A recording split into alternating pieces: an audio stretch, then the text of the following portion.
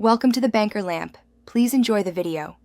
You start by signing into Zoom so the link you create connects to your account.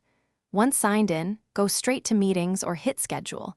This launches the meeting setup where choices matter.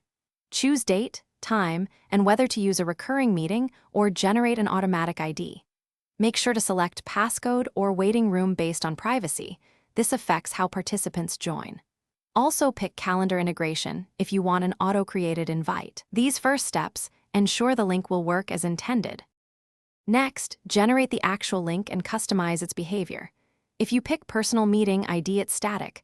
Otherwise, Zoom creates a unique join URL for that session, which is safer. Once done, decide on passcode and waiting room to control access. Enabling these stops uninvited guests. Make sure host and participant audio/video defaults match your plan so people join correctly. Finally, integrate with Google or Outlook so the calendar event includes the link automatically and reduces copy-paste errors.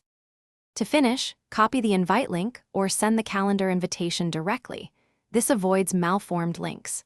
Once distributed, test the link yourself in a private browser or a secondary device to confirm join behavior and passcode prompts.